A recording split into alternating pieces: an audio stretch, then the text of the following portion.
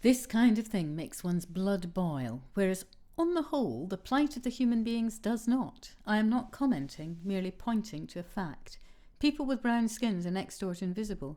Anyone can be sorry for a donkey with its gold back, but is generally owing to some kind of accident if one even notices the old woman under her load of sticks. And here in using one, Orwell is suggesting it's not just him, other people make the choice of worrying about donkeys before human beings as well. As the storks flew northwards, the Negroes were marching southward.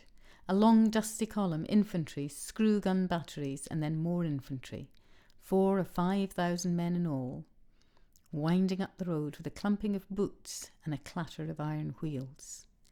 They were Senegalese, the blackest Negroes in Africa, so black that sometimes it's difficult to see the whereabouts on their necks the hair begins. Their splendid bodies were hidden in reach-me-down khaki uniforms, their feet squashed into boots that looked like blocks of wood, and every tin hat seemed to be a couple of sizes too small. It was very hot, and the men had marched a long way. They slumped under the weight of their packs, and the curiously sensitive black faces were glistening with sweat.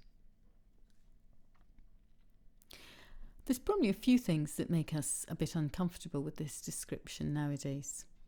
First thing to observe is that Negroes at that time was a perfectly acceptable word for describing black people. In fact, 15 years later, Martin Luther King, the civil rights activist, would use it. There's no sense that this is a racist term. He's actually chosen a term which at that time he believed to be the most respectful term he could choose. Why are there Senegalese in Morocco? Well, they were both part of the French Empire. And why are they marching? It's part of the war.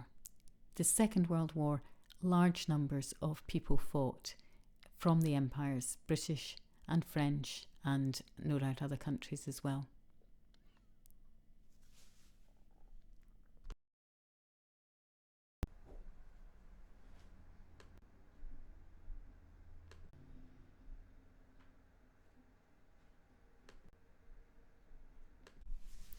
As they went past, a tall, very young Negro turned and caught my eye, but the look he gave me was not in the least the kind of look you might expect. Not hostile, not contemptuous, not sullen, not even inquisitive. It was the shy, wide-eyed Negro look, which actually is a look of profound respect. I saw how it was. This wretched boy, who is a French citizen, and has therefore been dragged from the forest to scrub floors and catch syphilis in garrison towns, actually has feelings of reverence before a white skin. He has been taught that the white race are his masters, and he still believes it. So here Orwell is absolutely astonished that when he sees this young black man looking at him, he doesn't see someone who's angry about being part of an empire. He doesn't see someone who despises white people for all the awful things that they have done in Africa. He actually still has this sense that white people are to be respected, and Orwell finds this absolutely astonishing because he can see nothing to respect in the French or British empires. Syphilis was a disease that's sexually transmitted.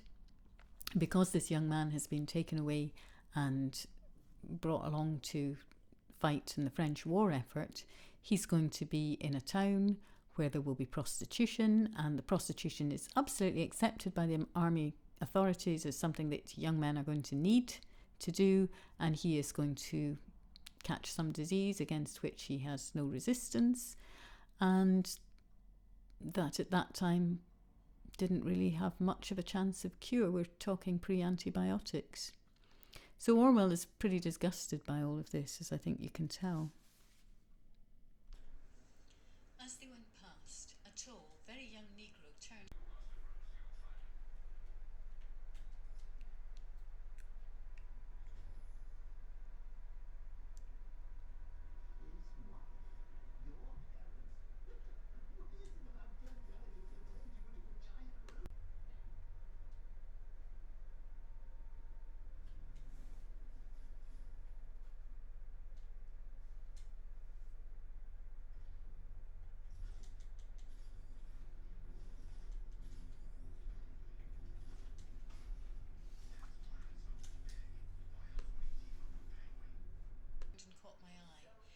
look he gave me was none the least the kind of look you might expect. Not hostile, not contemptuous, not sullen, not even inquisitive. It was the shy, wide-eyed Negro look, which actually is a look of profound respect. I saw how it was. This wretched boy, who is a French citizen, and is therefore being dragged from the forest to scrub floors and catch syphilis in garrison towns, actually has feelings of reverence before a white skin. He has been taught that the white race are his masters, and he still believes it. So here Orwell is absolutely astonished that when he sees this young black man looking at him, he doesn't see someone who's angry about being part of an empire. He doesn't see someone